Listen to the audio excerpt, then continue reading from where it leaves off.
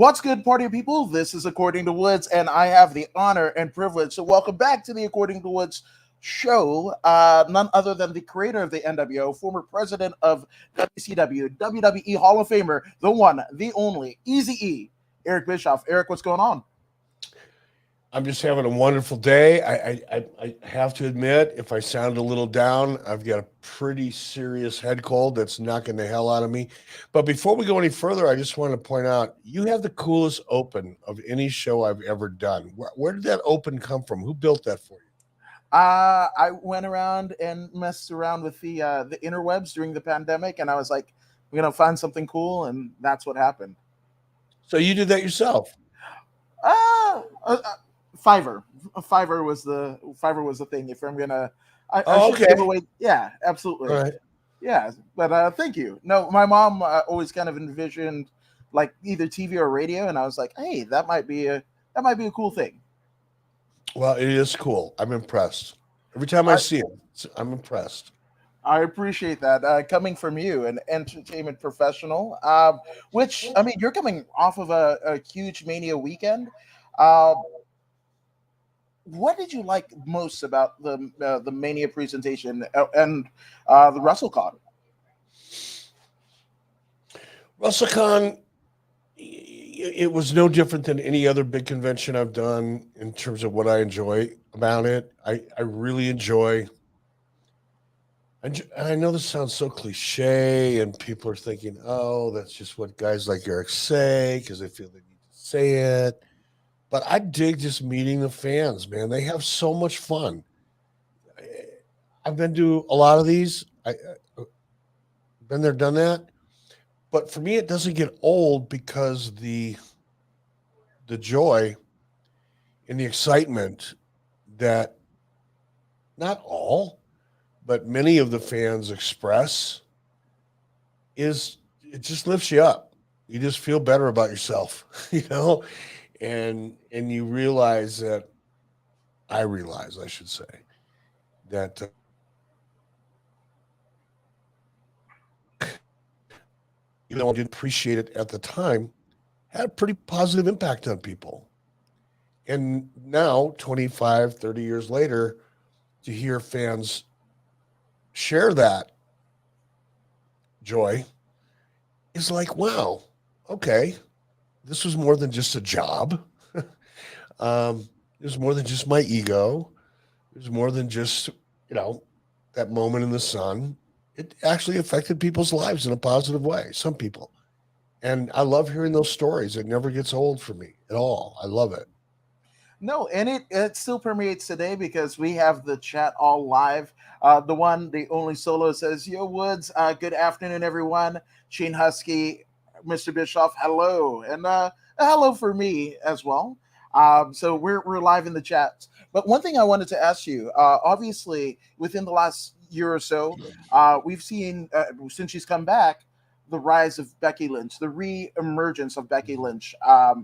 And I wanted to know if you dug the storyline with her and Bianca and the hair deal. There was kind of a mixed emotion. The match is amazing. I mean, obviously, both athletes, both ladies, I mean, put their all into it, sacrificed their bodies. You saw Bianca's eyes swollen up the next night. But what did you think about that whole build up with Becky and Bianca? I have to be honest. It didn't grab me. Now I want to make clear I am a massive Becky Lynch fan. I just think she's one of the best of her generation performers on television right now, male, female, doesn't matter. She's really, really good. And I I just love watching. I love listening to her. I love listening to her promos. Um, but the storyline, it was okay. It wasn't bad. I can't pick it apart. It didn't grab a hold of me. Didn't captivate me. Didn't grab my attention. It was, God, I hate being critical of a Becky Lynch match or a Bianca Blair match, but it was just there. No, I'm totally understood, and even the stakes kind of going into it for me, the storyline that played out that Becky was teasing a cutting of Bianca's long locks, a braid, or what have you, that she oftentimes uses as a weapon. But when the tables were turned and Becky essentially got her haircut, it was very minimal. Even my wife, who kind of has a casual kind of relationship with pro wrestling, she was just like, "That's barely anything." That's a trim. That's a trim, and that's what I mean. Look, I've done a couple hair versus hair matches, and I've always come out on the losing end of those things, and enjoyed every second of it. I thought it was a blast. But like, if you're gonna do it, do it. Otherwise, don't make that the stakes, because it creates a certain anticipation. The viewer at home, and you're consciously or subconsciously, who knows. Going to look like this. Becky Lynch is going to look like this. Oh my God, that's going to be. Yeah, woo. And then when they go out and they trim their hair, so the next day they can go to a stylist and get it kind of touched up a little bit and look very fashionable, and maybe even better than they did before the haircut. It kind of loses its, I don't know, it dilutes the idea for me. Agreed. Totally agreed. Totally agreed. Alex Ramirez actually wants to know, Mr. Bischoff, as a producer and vice president, what are your thoughts on your buddy Tony Khan tweeting about the anti AEW online community aren't really real? They're WWE bots. Did you see that? Alex, yes, I did see it. But before I comment, Alex, I was the president of WCW when I left, not the vice president. Does anybody refer to Ronald Reagan as the vice president? No, he was the president. Now, I was vice president for a minute, so I understand the confusion. I understand how you could possibly make that error. But I'd appreciate it in the future if you get your shit straight. There you go. No, I'm just kidding. I'm having fun. I'm trying to get myself in the mood here. I'm overcoming the manifestation of this massive head cold I have. Yeah, like I couldn't have done this thing 2 hours ago. I had so much brain fog. I had to take a nap. Woke up, had a couple cups of coffee. Now I'm having a Coors Light, trying to get this shit straight. So let me answer the question. It's a good question. Man, I'm embarrassed. That's the best way to say it. I'm embarrassed for Tony. I don't know whether what he said is true or not true. Who knows? Maybe he's right. He's got enough money to figure that shit out. So who knows? Let's assume he's right. Let's give him the benefit of the doubt.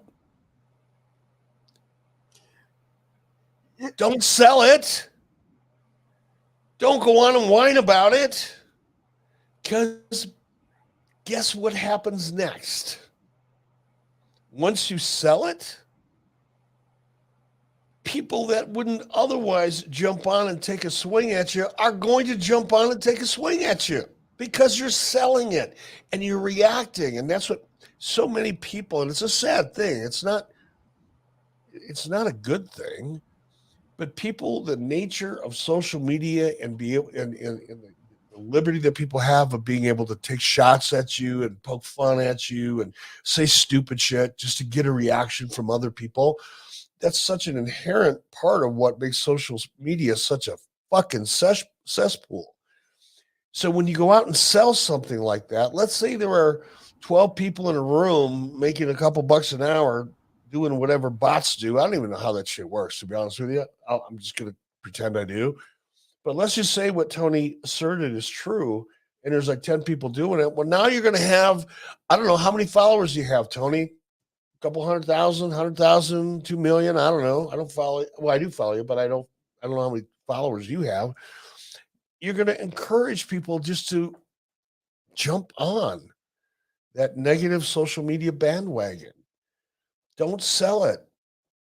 It's like a cardinal rule in wrestling. Don't sell things you don't want people to continue doing to you. The more you sell, the more they'll do it. It's wrestling 101, Tony. Come on. There's got to be people around you that you trust that have been around a little longer than you have in the wrestling business. Talk to Chris Jericho. Come on, you're surrounded by some really smart people that have been there, done that, and back 3 or 4 times. Get a little bit of guidance. It's okay. It's okay to reach out and talk to someone who's got a little more experience in some things than you do. Chris Jericho doesn't have all the experience that you have, Tony, in some things. But when it comes to using social media, you got to be a little bit careful because the shit can come back to bite you in the ass. Even if it's true, don't sell it. Come on. That's how I feel about that. No, 100%. Well, we're going to will you away from this head cold that you're currently experiencing and challenging you to sell or not sell. Rocky Nelson wants to know, what do you hate more, Shawn Michaels' super kick or Dave Meltzer? It's not even close. That's not even close. I can tolerate a lame ass comic book super kick. I cannot tolerate Dave Meltzer on his best day. Not even close. And by the way, I dig Shawn Michaels as a person. I'm only making fun of that super kick because as a former martial artist, I say former because that shit's old. Like, it's not like riding a bike. I used to think it was, and it kind of was up until my mid or late 50s. I could still do some shit if properly motivated or pissed off. Not so much anymore. But having spent a good chunk of my life trying to perfect a standing sidekick, which is in wrestling called a super kick, when I see one that is so technically corrupt, it's hard for me not to react to it. But that doesn't mean I don't respect the guy throwing it. And actually, I'm just having fun with it. So don't anybody take me seriously. Please don't take me too seriously. No, not at all. Not at all. One thing one of the things that was a highlight to, I think, both of our Mania weekends or Mania weeks was the Super Show, right? This tremendous panel that was had. Conrad Thompson at the helm. You had William Regal, or Steven Regal, as you guys referred to him as, Road Dogg. There was a litany, a gaggle of stars.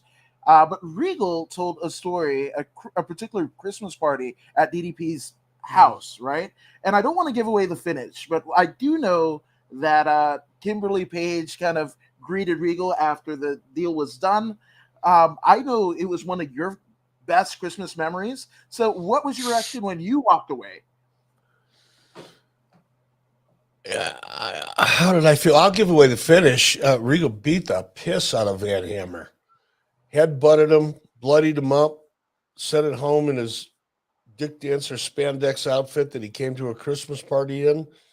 I was like, fucking A, that cat deserved that. I'm not a big fan of violence necessarily. Notice how I said necessarily. I got to give myself an out here and there. I dig watching the UFC. I love boxing. Always have. Spent a lot of time in the martial arts. So obviously I love contact sports in general. But I don't necessarily dig violence. And I really don't dig anger and things that lead up to physical altercations that are not within the confines of a competitive environment. But every once in a while, somebody just deserves a good ass kicking. And that was Van Hammer that day. So I was happy, or that night. So I was, happy. I thought it was great. It added to the festive environment. Yeah, and for you guys who haven't already seen it, go over to Fight, FITE TV, the app, where you can purchase this. If you got the pre-sale, you get a limited edition Jeff Hardy card, which that 5 years from now might be a nice little token to send your kids to college, maybe extra catnip if you got them. So go ahead and check it out. It is worth the price of admission. The stories that were told, the camaraderie that was shared, amazing. Absolutely amazing. Yeah, I love doing those shows because you never know how they're going to turn out, man. It's Nobody goes in there with an agenda. Nobody goes in there with a script. Nobody goes in there. We don't all huddle and go, okay, you're going to do this and I'm going to do this and you're going to tell that story. And then you're going to laugh. And then when you laugh, you're going to get pissed off. It is not that. It is the most antithetical thing you can imagine to that. We just go out there and have fun. And, Conrad, has the big drink stirrer. He can stir it up a little bit if he needs to liven it up a little bit. He knows how to do that. He's a great host. He knows he can feel the audience, and he knows when he knows when he needs a funny story. He knows when he needs something serious. He knows when you need something revealing, and he knows who to go to for those kinds of stories or moments. So it's very, very much a freewheeling kind of non-formatted experience, and the crowd has a lot to do with it too, because a big part of the show generally is the Q&A. And when you have a Q&A, you don't know what those questions are going to be. We're not like a president who's sitting there with a list of the questions that he knows he's going to get asked and calls on the people that he wants to call on because he has the answers to the questions pre-planned for him. No, it's not like that. You call on somebody and you're going to get a question that you may not want. You may be disappointed to get that question. It may piss you the fuck off. That could happen. But you roll with it. And that's what makes the show fun. And I just dig that part of the show because you just never know what you're going to get. It's the wrestling version of a box of chocolates. I like the Forrest Gump reference. That's where I was hoping you were going with it. So tremendous. Keeping the ball rolling, Rocky Nelson wants to know. Come on. He wants you to tell a road story, whether it be one of yours or something that you've seen. Do you have a fun road story, or even leading into the Super Show? You guys had an Airbnb. All right, wait right here. Wait right here. I'm going to be back in 15 seconds or less. All right. Okay, there we go. 15. The anticipation builds as Eric Bischoff, I think, pulls a memento. All right. What do we have here? So I don't have a lot of road stories. As I've said before, I was never on the road. I didn't travel 3, 4, 5, 6, 7 nights a week as a part of the live tour. I was in an office at the CNN Center. I flew on a jet. Most of the time, a Learjet that picked me up at an airport right around a block from my house, and I flew to the event wherever it was. And then as soon as the event was over, half the time there was a jet waiting for me that flew me home, and I was home that night. Sometimes at 2 a.m, but I was home that night. If I was staying over, I would do the show, go to the hotel, watch the replay, have a couple cocktails, party with the team, get up at 6 o'clock in the morning, and then fly home commercial. So I was not on the road. However, the very first Sturgis event we did was, obviously that was a road trip, right? Now we were all on motorcycles, and we left Minneapolis at the Mall of America when the Mall of America was still kind of a big deal and a new thing. And we left Minneapolis and we drove all the way through Minnesota into South Dakota, all the way across South Dakota into Rapid City and on into Sturgis. It was about a 12-hour drive, maybe, a ride. Can't remember. But we stopped along the way for a number of reasons. Some people had to use the restroom. Obviously, we needed gas. You can only get about 100 miles out of a tank of gas on a motorcycle, depending on what kind of a motorcycle you got. Some less, some a little more. So we would stop about every 75 miles and fill up. And, when you're with a group of 20, 30 guys on motorcycles, and we had a caravan of people following us. We had a chunk of the production team who didn't ride but was following us in their vehicles, and some of them were filming as we went along and that kind of thing. So it was a kind of a big caravan of bikes and cars and trucks and motorhomes. I mean, you name it, we had it. And we'd stop along the way. And in the mornings, it was no big deal because you'd stop and everybody could use the restroom, fill the bikes up, get a cup of coffee, boom, you're on to the next town. And we were all so excited because a lot of the guys, including me, had never been on a cross country road trip like that on a motorcycle. I've been riding a motorcycle since I was 14 years old, but I'd never been with a group of guys traveling across the country. So, the romanticism of all that and the adventure was really cool. The weather was awesome.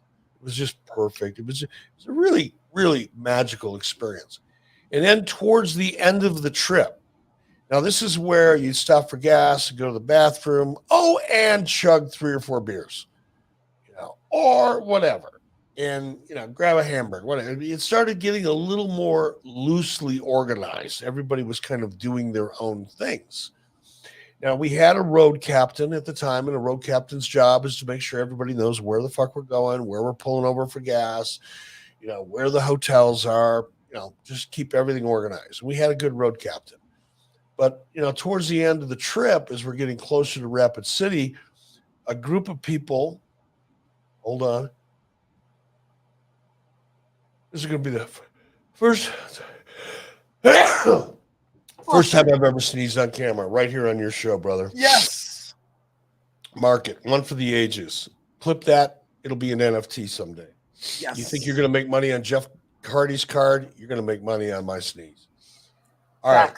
So towards the end of the trip, I would say Sting, Scott Steiner, Diamond Dallas Page, Liz, Medusa, Scott Steiner, Ray Traylor, all decided that rather than sticking with the group, once the group pulled out, they were going to hang back and grab another burger or one of those microwave burritos that they serve at the gas station, whatever the hell they did. They said, no, we'll catch up to you. We'll catch up to you. Mind you, we told them exactly the route we were going. We told them the exit that we were pulling off on going forward. So they knew how to find us. But they messed around, they took off, and they got lost. They thought they knew where they were going. They thought they remembered the directions, but they got lost. Their thumbs were up their collective asses because they didn't stick with the group. And if you don't believe me, here is the photo that they took making fun of themselves for getting lost, and they called it the Thumbs Up Our Ass Tour. There you go. I love it. I mean, paired with the Buff Bagwell, Judah Bagwell story at the Super Show, it fits. It totally fits. So there's that. Now, you mentioned, and this is a nice little segue to the next question, but there's been a lot of tough guys, right, through wrestling history. And a lot of them were employed during your tenure of WCW, right? We were talking the Harley Races, the Mings, the Steiners, and what have you. Not so much ranking them, but I mean, does anybody really stand out in terms of like the toughest guy in professional wrestling as told by you? I mean, not to me, because I never saw any of that. I mean, I heard the Ming stories. Scott Steiner, Rick Steiner, both. Former high level amateur wrestlers, tough as shit, strong and half crazy. At least Scott was. Rick was more sane. So guys like that, are dangerous. You don't have to have seen them in action to figure that out. That's obvious. But and there were others. You mentioned Mr. Regal. You may not be outwardly, the imposing figure and not carry around the reputation and all that some of the aforementioned names did, but you knew guys like Steve Regal could go. Sorry, William, Steven, that's why I call him Mr. It's kind of like Hulk Hogan. He calls everybody brother because he can never remember their name. True story. He'd be doing interviews with people, and he'd be doing interviews all day long, and he wanted to make everybody feel like they were, he knew who they were. So instead of getting the name wrong, he started calling him brother. And before you knew it, he's calling everybody brother. He calls me brother, not his brother. And I don't think he's forgotten my name, but it's just become a part of what he does. Anyway, there's a lot of guys like that were badasses. But I never thought of that first when I talked to them. I mean, they didn't act that way. They didn't try to convince anybody of that they were badasses. They didn't bully people. They were all professionals. Ming was one of the sweetest, gentlest, easygoing people that I worked with in the environment that I was in. I wouldn't have gone up and offended him because that would have changed everything. But who would do that anyway? So I can't rank them at all or even suggest who was more imposing or intimidating because they were professionals and gentlemen when I was around them.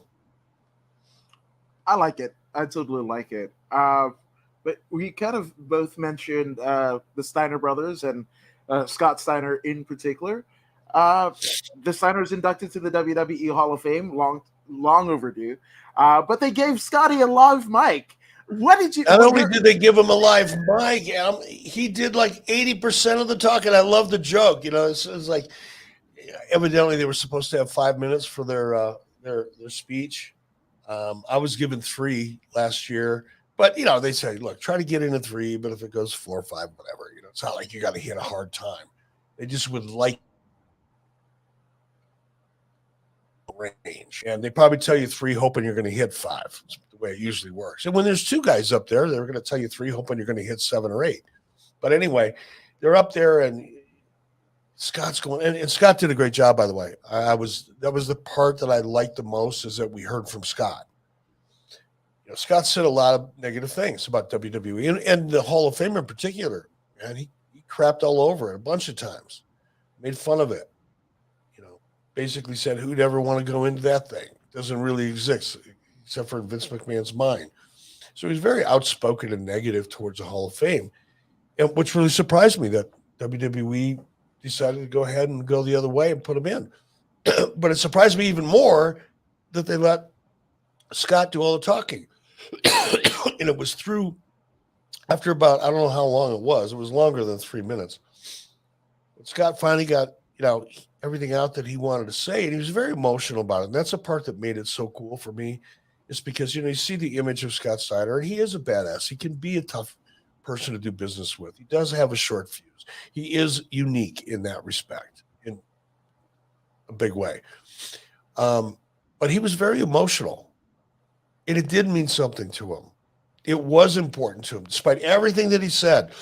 And I understand that, because until you're up there and in that moment, and you're being, surrounded by your peers, some of whom who have gone on, that are members of the Hall of Fame. But when you finally realize that, all that silliness, all that crazy stuff I said and I've done, myself included, I felt the same way. It was a little different for me because I wasn't outspoken against WWE or obviously the Hall of Fame. But there was a point in time when, Vince McMahon and I weren't necessarily close. And once you're past all of that and it's all in your rearview mirror, and you're realizing to yourself, this is pretty fucking cool. I mean, I'm in the same Hall of Fame with some really amazing names and people that I grew up being a fan of. And then to be invited to that party, virtual or otherwise, it's pretty special. And to see Scott finally realize that and see the real Scott Steiner, not the character Scott Steiner, or not the Scott Steiner backstage that, carries himself in a certain way. That was a real Scott Steiner, and I dug it. I really dug it. And Rick's always been a good friend. Same thing. And to see Rick up there knowing that his son is probably on the verge of becoming one of the next big superstars, top 5 superstars in WWE, is my prediction within the next 3 years, maybe less. Wow. How could you not dig that? It was perfect. That was something that I'd wanted as a fan for so long. Vader as well. So those are amazing, amazing moments that I didn't think would happen at all. Which Hey, I just realized something, brother. What happened?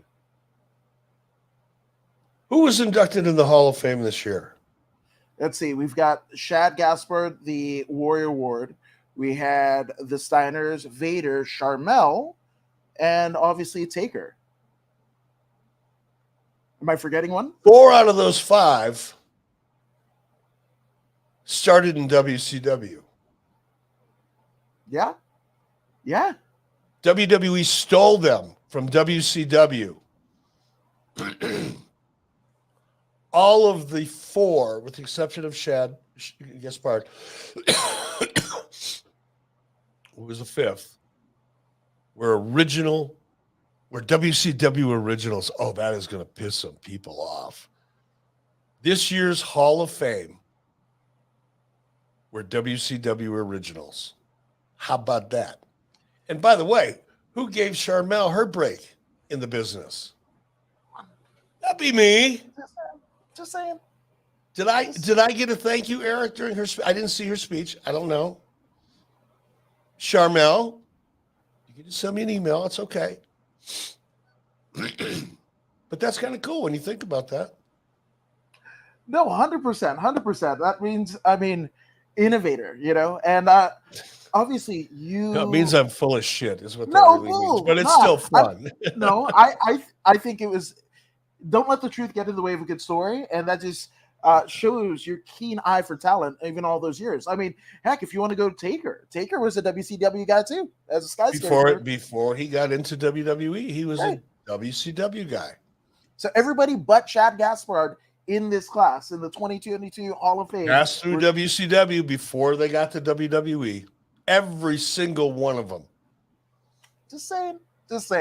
No, 100%. That's why Fred over here says, I'd like to see Vader Son in the WWE. He actually did have a spell. I forgot his name, but he did have a run in the FCW territory. But he also says for life, which WCW, NWO, whatever way you spin it, for life. That's it. And it even into the hallowed halls of the WWE Hall of Fame. So I'm just saying that's great.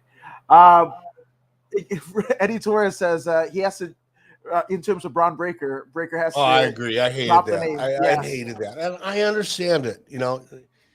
This is where I guess I can stay a little more sane than some dirt sheet social media fans. Certain things don't upset me as much as they upset other people because I think I understand it. I mean, I don't like it, but I understand it. WWE is the powerhouse that they are because of their intellectual property. And they can't own Steiner. They want to create their own intellectual property that they can own and control exclusively because that's where the value of their company lies. Now, you can argue all day long that, well, they could have called him Braun Steiner and nobody's used that word before, and you could probably trademark that. You probably could, and it may or may not hold up eventually. So I get it. I understand why they do it, but it still bugs me. Figure it out. Figure out a way to do it. Because when you see Braun walking down to the ring, when he makes his entrance, he looks like his dad. He walks like his dad. His posture is the same as his dad. His gait is the same as his dad.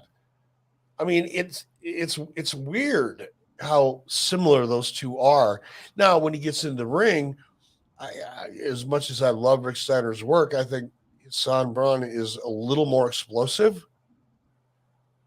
throughout the entire match. Rick could be explosive, and Scott obviously was.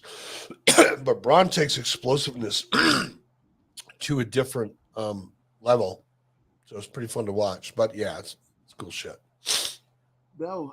Speaking of cool shit, we have Eddie Torres, who's actually the co-host of the Comedy or Wrestling podcast, who's actually throwing the gauntlet and giving the invitation to you, EZE, to come down to the Comedy Store for the Comedy Store podcast in Hollywood. So there you go. Hey, next time I'm in LA, I'll do it. I think I'm going to be in LA in May. So hell yeah. There you go, Eddie. There we go. We'll connect the dots for sure. Fred wants to know: are you actually able to go back to the WWE? For what? Exactly. I mean, I get invited to do things with them all the time, so I guess I haven't pissed too many people off. Had me on TV recently, I guess a couple months ago. So I think unless you know something I don't know, have I been accused of something I'm not aware of?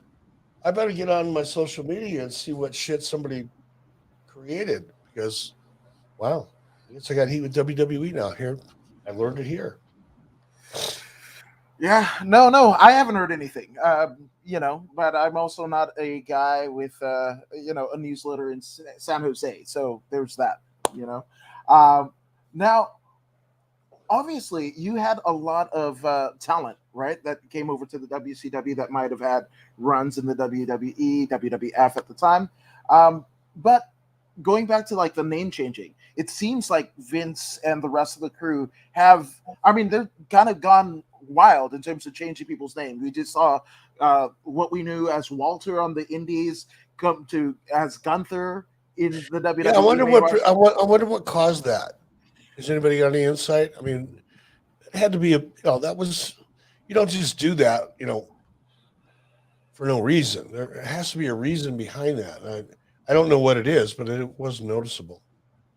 Which, by the way, I mean, in your position as president of WCW and you're bringing talent in, was it more advantageous for you to keep them kind of unique to what we all knew the talent before, or to change it into that intellectual property where I must own this? Obviously, the exceptions to the rule are, obviously Scott Hall, Kevin Nash, but I mean, Bret Hart coming in, and other people coming in, Hulk Hogan coming in.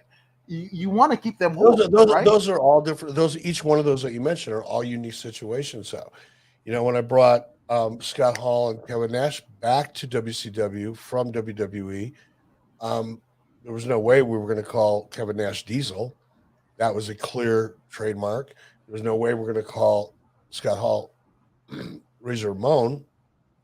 But Bret Hart's name is Bret Hart. That's not a trademark. Hulk Hogan actually owned the trademark for Hulk Hogan. He paid a lot of money for it and bought those rights from Marvel. So, of course, if someone like Hulk Hogan, especially somebody like Hogan, as big as he was, owns that trademark, then there's no need to change it. That would be stupid. It's one of the reasons we hired him was because of the value of that mark and how we could leverage it. And like I said, Bret Hart didn't require a change because that was his real name. But the Razor I didn't have as good of a grasp on the value of intellectual property back when WCW was really rolling. And I'm going to cover this next Tuesday on Strictly Business over at Ad Free Shows. I'm going to talk a lot about licensing and the complexities of it and all that. But I didn't have a handle on it. WCW didn't have a licensing, didn't have any licensing revenue when I was hired there in 91. We didn't have it in 92 and 93 and 94 and 95. And we didn't really start getting any interest in our licenses until about 96. So that's when I started learning about the value of intellectual property. So I was more inclined to, whenever possible, stay as close to something that the audience already recognized, knowing that in certain cases you have to change it dramatically. Scott Hall, Kevin Nash. But if there's a way to, kind of like you do with music, like if you want to rip off music, there's a formula that allows you to change a certain number of things. And even though it sounds very similar, it's not exactly the same, so you can't get sued. You kind of do the same thing with character names, or I did. And I think that was a mistake on my part. That was inexperience on my part. Because if you don't, you really do have to understand the value of intellectual property and have a strategy to build on to build that value and to protect it. No, 1000%. And there's a lot of wrestling oriented podcasts out there, and I believe one that separates 83 weeks and even further with Strictly Business is your insight to all of the things that are financial that most people won't understand as just being a fan or what have you. To me, it's a masterclass in terms of intellectual property, how to run shows, gates, and everything like that. If you're anybody interested at any level on the business side of pro wrestling, ad free shows is where you want to be because strictly business, it's amazing. Yeah, and again, my perspective is, I haven't been in that business for a number of years now, so and things have changed, and I know that. So I try to remember that as I'm going into, detail about things like licensing and syndication and ad sales, because, again, I've been out of it for a while, and I recognize that things have changed. So I keep it within the context of what things were like when I was active in that space, international distribution for wrestling products and things like that. But I will tell you, not a lot has changed. A little bit. There's been some changes, but essentially, the business of the business is still the same. It's gotten bigger, for sure, but it's still the same. And you're right, man. I appreciate you saying that, Adam, because I don't have great wrestling stories, right? Thankfully, I have this picture someone sent me, and I happened to be on one road trip where a bunch of my talent decided to stick their thumbs up their ass because they couldn't pay attention to the directions. And that, I guess, was my attempt at being funny. Um, but I do have a unique perspective. Other than Bruce Pritchard, Bruce, especially by the time he's done with his most recent run, because really he is Vince McMahon's right hand man. Bruce is not just involved with creative, Bruce is involved with a lot of the business of the wrestling business at WWE at the highest levels. So by the time Bruce is done with his WWE run, he will surpass my experience and knowledge when it comes to the business of the wrestling business. But until that time, there's nobody out there that can speak to the complexities or in any kind of depth when it comes to the business of professional wrestling. There are people that can have a better conversation about the quality of a match or the psychology of a match. A lot of people could. There's a lot of people I love hearing them talk about that shit because I know they know more than I do. I'm not a wrestler. I never was. It's still magic to me in certain ways. Um, so I love that. But when it comes to the business of the wrestling business, nobody out there doing a podcast can come close to the hands-on experience that I had in all the different facets of the business. Jr. certainly talent relations. He can speak much more to talent relations and complexities and the experiences and the detail of all that than I can because that wasn't my only job. Um, but when it comes to the broad spectrum of all of the things that make professional wrestling actually work so that we continue to see it on TV every week, and nobody can talk about it more than I can or better than I can or with more credibility than I can. And I'm not patting myself on the back. It just is what it is. I agree. I do concur. Which that's a nice little segue. You're doing these just Jedi mind tricks. You're doing with me, Eric, because Eddie Torres wants to know: can or have people try to trademark finishers in your No, experience? no. I Okay. mean, people have talked about it, but you have to be very unique. You have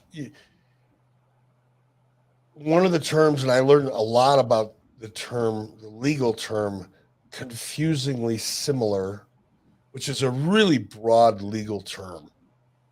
And I could go off on lawyers right now in the whole system because I think it's just set up to be, it's fucking corrupt, is what it is. It's set up so that lawyers make sick amounts of money. And it's a conspiracy amongst all lawyers to work together to suck money out of their clients by being intentionally vague. And then you got to fight over the vagueness of terms and terminology and language. That's what lawyers do, right? They interpret language. Well, if I want to interpret, this is a mouse, right? But if I want to change the definition of a mouse and then challenge Apple on the design of this mouse because I've got something, I call it something differently, and we get into an argument over what's a mouse, hundreds of thousands of dollars later, some jury's going to go, okay, you win. In the meantime, your clients have been fighting over what is a mouse in court for I don't know how many years, and the lawyers all get fat and happy. But I could go off on that. I really could. But here's the issue with finishers. Confusingly similar. I learned everything I wanted to ever know about the legal term confusingly similar with Scott Hall and Kevin Nash. And when we got sued, I got sued personally by Jerry McDevitt in the WWE. And in depositions, I got an education. I could probably teach law, trademark law, at any junior college in the country, just based on my experience of getting my ass kicked by Jerry McDevitt. Um, you have to be very unique, and it would be really hard to come up with a finisher that isn't a variation of something that existed before it. And that's where you get into trouble. Now you can trademark the term for a finisher if you come up with something that's really unique that hasn't been used in the public domain. If you come up with something really, really cool and you want to trademark the name of a finisher, but the actual move itself would be almost impossible, in my opinion. Mike Dawkins, the gimmick attorney, could probably answer that better than I can.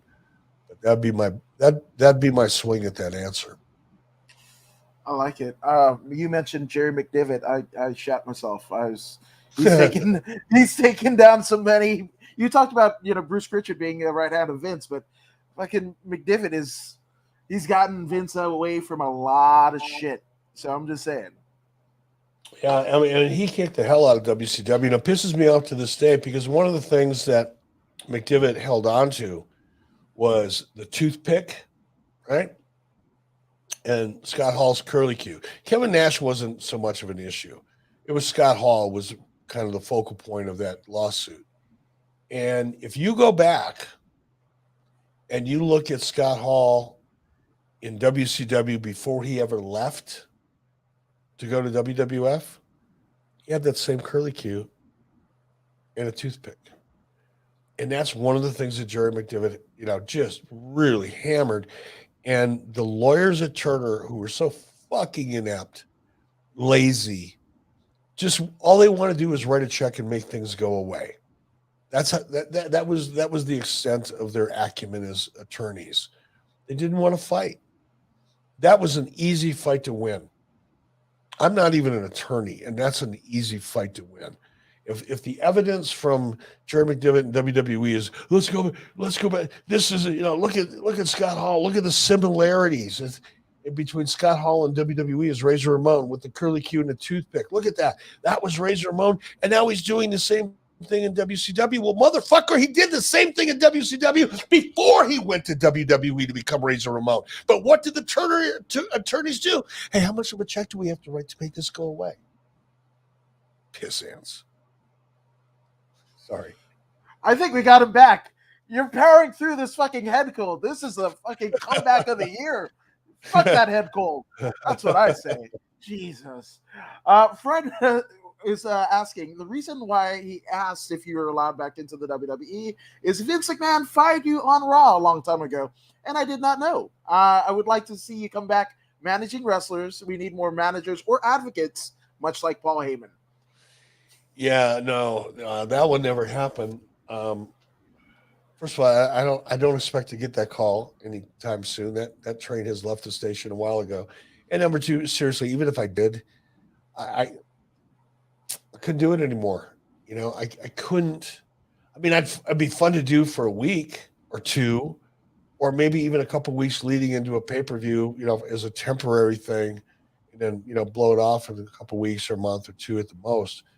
But that grind, me getting on a flight every Sunday morning to fly to Raw, sit around all day, doing TV all day Monday, flying back home on Tuesday, or in the case of SmackDown, leaving on Thursday, working on Friday, coming home Saturday, which in my case would be even worse. That's never going to happen. I can't do it. I could. I just definitely choose not to. I am so grateful for the opportunities I've had. So grateful.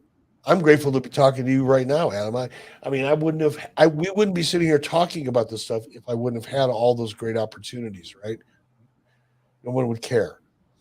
So I don't want to sound dismissive of any of it. I have grateful tattooed on my wrist. That's how grateful I am. But could I go back and do it again? No, no, not for any length of time. No, totally understood. Totally understood. We're grateful to have you here. For you to do this, for you to do 83 weeks, for you to talk about after 83 weeks in strictly business and do the live shows that you do. We are internally grateful and indebted because, like we began the show with, all of these memories of you being linchpins and a pivotal moment to a lot of people of a certain generation. That's kind of fucking cool, man. It is cool. And again, I keep using the term grateful, and I sound like I'm beating it to death. But how many people get that in their lives? How many people have a job or a career where 25 years later, people come up to you and say, "Thank you for making my childhood so much fun." I mean, come on. What kind of gift is that? That's a really powerful gift. And to hear it over and over and over and over and over again, every time I go out and do a convention or a signing, I hear that same thing. And I never get tired of hearing it because it's real. And again, it just reminds me, I've had jobs that, nobody would ever say that to me about. I've had thankless jobs. I've had jobs that didn't really affect people directly. And they were good jobs and they paid the bills, but it's not the same thing. So, yeah, grateful. No, I love it. I love it. And but speaking of jobs and downloads and grateful, Irvin Alexander says now he has to download your character in WWE 2K22, right? All right. Then I can afford that box of matches I need. Well, I mean, I don't know if you heard through the tea leaves and what have you, but the NWO version, I think the last week, just became available for download. So you don't have to necessarily buy the physical copy, even though it has like an amazing artwork to it. But you can just download it, click of a button, there you go, and you have Easy E right on your video game system. Well, I'm going to have to give that a try and play myself as a character. I've never done that. That's kind of weird, isn't it? I've been a video game character for, I guess, a while now in various games throughout the years, but I've never played a video game. I'd have to take a lesson. I'd have to go on YouTube and figure out how to do it. But it would be kind of weird to play yourself as a character. No, 100%. I mean, I've actually played as you. Just so you know, in my WWE 2K22, you are actually Universal Champion. So just so you know. Okay, I can add that to my list. Hardcore champion, universal champion. One Just saying. virtual, one a gimmick, but that's okay. I'm just saying, if Matt Cardona is running around with the Internet Championship, I think it's all legit. I'm just saying. I'm just I saying. like it. Fred says, we love you in Jacksonville, Florida. Easy E. Hey, Fred. I love you too, brother. Yes. Now, in terms of, the video game space, right? How cool was it to hear that somebody was interested? To me, I think everybody. To me, it was a no-brainer to have you license in a WWE 2K game. It hadn't happened for almost 10 years up to the point. So when you got the call, the email, or what have you, what was your reaction? I was excited. Look, anytime I know I'm going to sound like I'm just putting WWE over, but look at the Peacock Network. One of the other reasons that this is working as well as it is, 83 weeks, the conventions I do, and the live shows that we do for ad-free shows, a lot of that has to do with Peacock, because that Nitro and it's still out there. I mean, I have people that come up to me for autographs that are like 12 years old. Wait a minute, dude. Your parents weren't even legal 25 years ago. What are you coming to me for an autograph for? You don't know anything about this stuff. But they do because they're watching it on Peacock. Same thing with a video game. It keeps you relevant. It keeps you, to a degree, in the forefront of people's minds when it comes to this business. So to be included is like, oh, okay, there's another breath of fresh air. I may be able to squeeze another couple of years out of this, you know. And the same thing with doing things on WWE TV. I've done about 5 WWE A&E specials over the last couple months. Um, I did one for Netflix. Um, it's going to be really big. Um, I was asked to do the Paul Heyman A&E special at WrestleMania, but I just didn't have the time. I couldn't squeeze it in. It's just a matter of mashing up schedules. And Paul was obviously very busy as well, so I couldn't make that work. But every time I do one of those, part of it is look, just like everybody else. I dig the money, and need it too. I'm not independently wealthy, so I work for a living just like everybody else does. And I appreciate that opportunity. But what I appreciate a ton more is the fact that it's still out there. People still give a damn. They want to hear what I have to say, I guess. And as long as that continues to exist, I will continue to take advantage of those opportunities because number one, it's fun. And number two, it keeps me doing things like this. No, 100%. And Irvin also says the WCW games on Nintendo 64 are classic. There was a downloadable, I think that might have been your first appearance in a video game because there was a cheat code that you could get that unlocked Easy E. So just saying. I wouldn't, I've never played N64 or any other game. Isn't that interesting? Never played a game. I wouldn't know how. I wouldn't. I would lose my shit if I had to sit down and figure out how to play a video game. Now, once I got into it, I might dig it. Yeah. You know what I want to do, Adam? I really, really hope. I'm hoping this stuff comes out. Maybe it's already out, and I just don't know about it because I'm not in that world. But with Oculus, and virtual reality, I want to learn. I want to experience learning how to fly like a Learjet or a 747 in virtual reality. That would be badass. Now, if that's out there already and I don't know about it, please hit me up right there at Bischoff. Tell me where to find this stuff because that would be cool as shit. I love flying. I love being a pilot. I don't do it anymore. I miss it. But from the few times I've experienced virtual reality in an Oculus, it was like, whoa, this is like you really feel like you're there. It's crazy how much you feel like you're there. So hopefully that's out there somewhere and I can experience that. No, I prepared for your DMs to be flooded with amazing aviation shit because it's out there. It's out there. Oh wow, Yeah, great! so My wife's gonna be thrilled. I'm gonna go out and spend $500 on a bunch of Oculus gimmicks, and yeah. I'm gonna lock myself in a room for 10, 12 hours at a time and fly myself around the world trying to land a 747 in Beijing. I mean, yes. I mean, I kind of have to bow out because my son gave me his to try, and I felt like Cousin Eddie, and I think I pissed a little bit in my leg, and I got dizzy. So I'm just saying, maybe I'm old. I feel like I'm old. I'm just saying. Well, I can't wait to try it. That'll be fun. I've been thinking about it a lot, because I read about it. About 4 years ago, a guy came to me, a very, very hugely successful producer in Hollywood came to me, called me and said, "Hey, I've got this idea I'm thinking about doing, and you'd be perfect for it. Can we talk?" So I flew out and I met him, and he was already doing virtual reality.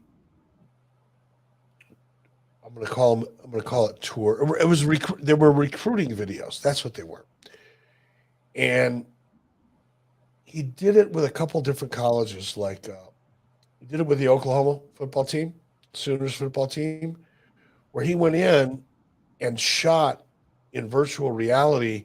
He would literally walk you through the campus, through the training facility, out onto the field during a practice, right up on the line, in a scrimmage. And it's like, whoa, it was crazy. After, I don't know, maybe half a minute or a minute, I forgot that I was wearing goggles, and I thought I was there. So if you can get that same experience in the cockpit of a plane, and you can actually fly it like with real controls or responsive controls, obviously not real, but like pilot training software. There's some amazing pilot training software out there that is so responsive and just like the cockpit of a real plane. But if they can merge those two things, so you're not just sitting there going for a ride, but you're actually able to manipulate the controls in a legitimate way, and the plane would react just like that type of airplane would react to those specific control inputs. That would be a blast. Fuck yeah, we're gonna make it happen. We're gonna make it happen. I feel. Um, Speaking of things that are made happening, a lot of chatter about one MJF of AEW. Fred wants to get your opinion of that guy, especially. I mean, you guys have been in the Twitter mentions in recent times, so your opinion of AEW's MJF. I can't say enough good things about him. I mean, is there anybody in the industry on a mic that is close to the level of talent that MJF is? I think not. I mean, this guy's improving. He's in his head, and I just think he's magic on the mic. I don't know what else to say. Agreed. He reminds me, a bit of Bobby Heenan. All the best parts that I remember about Bobby Heenan and listening to his commentary, especially years after, the ability to ad lib, shoot on the fly. He's amazing, and He's 24 like years old. 24 exactly. Future's bright. He's just beginning, and he's getting better every single week. So yeah, Bobby Heenan was fantastic when Bobby Heenan was in his 40s and 50s. Bobby Heenan had decades to work on his shtick, and I'm not taking anything away from Bobby. Bobby was the best of the best of the best. But MJF, I'm really what I'm saying is that Bobby Heenan was so phenomenal that MJF at 24 years old to be even talked about in the same conversation, that says everything you need to say right there. Agreed. Now, I can't let you go without asking you about your opinion, and not so much the outcome of night two of Mania, because that pitted Brock Lesnar against Roman Reigns. They each are essentially world champions of a show, theoretically, and with the belts looking the same. The fact that the belts look the same, do you think it's time for unification?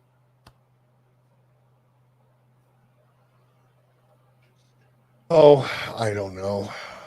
I don't think about that kind of thing much. As you describe it to me, the fact that the belts look the same is weird. That is weird. One's one color, one's the other color.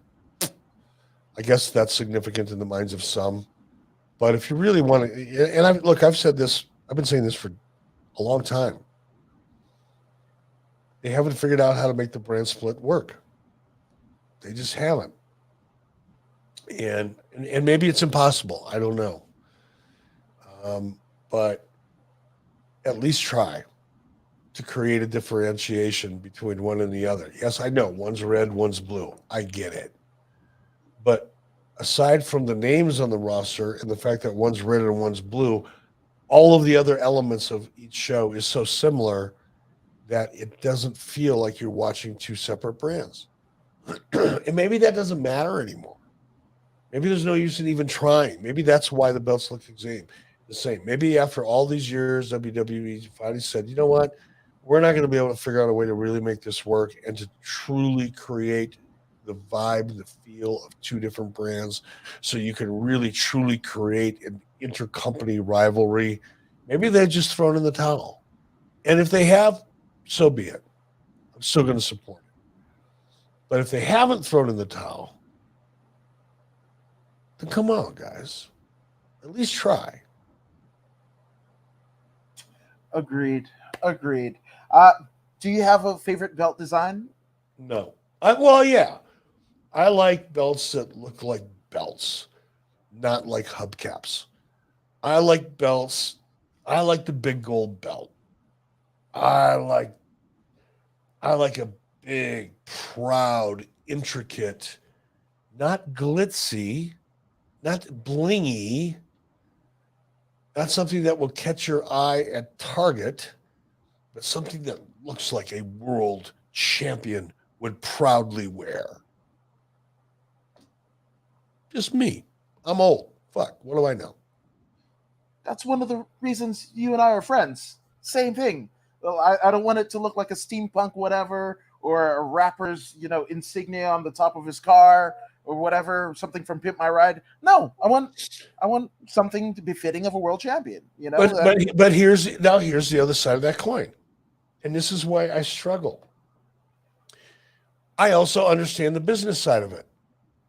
The business side dictates that it does look like some hip hop star, rapper star, gold chain. It does need to look like it needs to look very, very commercial and not like the things that you and I like. Because you and I like the history of it all and the legacy. Well, that's not what's selling.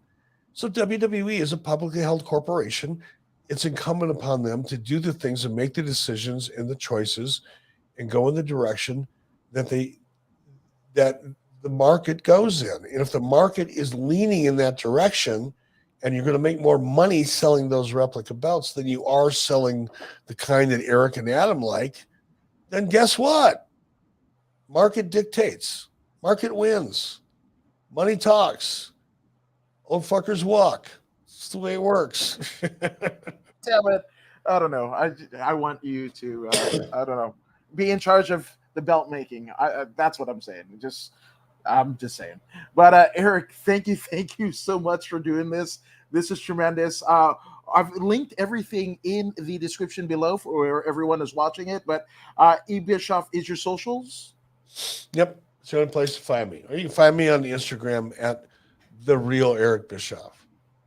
Absolutely, and also check out Strictly Business on ad-free shows, one of the newest additions to a growing lineup. And again, this is a masterclass. You don't have to, I mean, sure, go to business college and what have you, but if you want nuanced information from somebody who's been there and done that, Strictly Business is where you want to be. Thank you, brother. I appreciate it, man. It's always fun to do this show with you. Reach out again next month. We'll do it again. Hell yes. And Fred says, thank you both for answering my questions. Love y'all. Love you too, Fred. Love all of you guys in the chat. And if you haven't already done so, go ahead and like, share, and subscribe to the According to Woods podcast on Facebook, YouTube, Twitch, and Twitter. It's also powered by bodyslam.net. I mean, Eric, you like the podcast, don't you? Yeah, I love it. Fuck yeah. So go ahead and be like Eric Bischoff. Go ahead and subscribe. And if you don't believe me or Easy E, and I don't know why you wouldn't, well, use Zeta Zang to help convince you. Hey, this is Zeta Zang. Make sure you subscribe to According to